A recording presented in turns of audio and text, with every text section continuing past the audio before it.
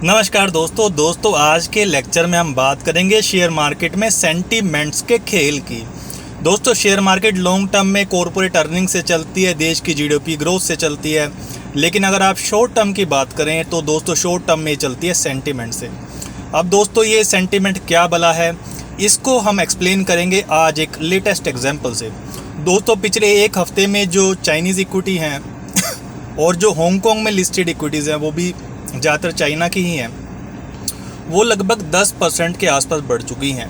दोस्तों एक हफ्ते पहले तक चाइनीज़ इक्विटीज़ को कोई भी नहीं देख रहा था। जो चाइना के बिजनेसेस हैं उनका बुरा हाल था।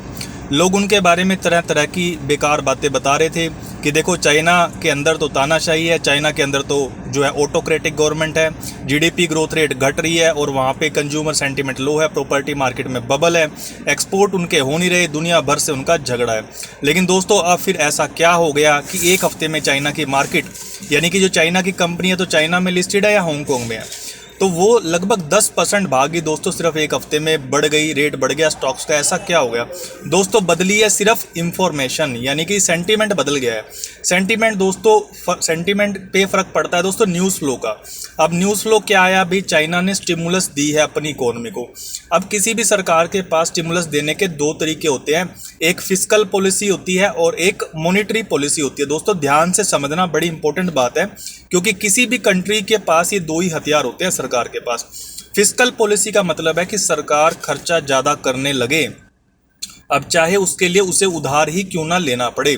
तो दोस्तों ये होती है फिस्कल पॉलिसी। अब सरकार, मान लीजिए सरकार के पास पैसा आता है टैक्स पेयर का, या सरकार के जो अपने बिजनेस है वहाँ से वो प्रॉफिट कमा रही होती है, लेकिन उसके मान लीजिए खर्चे बढ़ जाएं।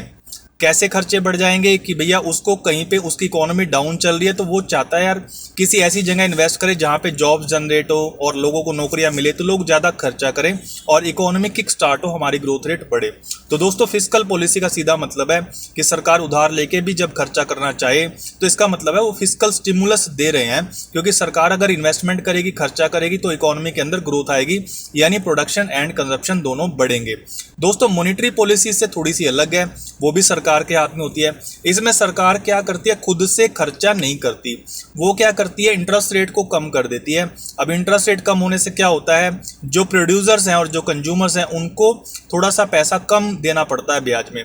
मान लीजिए इंटरेस्ट रेट 10% है या 5% है। अब सबके ऊपर दोस्तों इकोनॉमी में उधार होता है, सबने बैंक से पैसा ले रखा है, जो कॉर्पोरेट्स हैं उनके ऊपर भी लोन है, और जो एक आम कंज्यूमर है जो टीवी फ्रिज रेडियो लेने के लिए भी भैया लोन ले लेता है, गाड़ी लेने के लिए, घर लेने के लिए, तो सबके ऊपर कर्जा है। अगर इंटरेस्ट रेट कम कर देंगे तो उनका जो इंटरेस्ट का अमाउंट है जो हर महीने देना वो कम हो जाएगा, यानी अब उनके पास ज़्यादा पैसा बचेगा। तो कॉर्पोरेट्स जो है वो उसे पैसे को प्रोडक्शन में लगा सकते हैं, नौकरियां दे सकते हैं, और जो कंज्यूमर है उस पैसे से और ज़्यादा खर्चा कर सकता है। यानी कि मॉनेटरी पॉलिसी रिलैक्स करने से कंजप्शन एंड प्रोडक्शन दोनों बढ़ जाता है, यानी कि जीडीपी ग्रोथ रेट आपकी ज़्यादा होनी चाहिए। दोस्तों केवल ये दो ही तरीके हैं सरकारों के पास कुछ भी करने के लिए। जब भी इकोनॉमीज में डाउन टर्न आता है, इकोनॉमीज अच्छा नहीं कर रही होती, तो ऐसा होता है। अब खबर चाइना के बारे में ये आई है कि वो फिस्कल स्टिमुलस देना चाहती है, दे रही है, और जो है वो मॉनेटरी पॉलिसी को भी रिलैक्स कर रही है। पिछले हफ्ते में 2 बार ऐसा हुआ है, मंगलवार को हुआ था और आज शुक्रवार को भी दोस्तों ऐसा हुआ है। अब सीन क्या है? अब क्या इससे पॉलिसी जो चेंज होता है इससे एकदम से चाइना में जीडीपी ग्रोथ बढ़ जाएगी? नो, ऐसा नहीं होगा दोस्तों। क्या कॉर्पोरेट्स अचानक से ज़्यादा कमाने लग जाएंगे? नहीं दोस्तों, ऐसा भी नहीं होगा।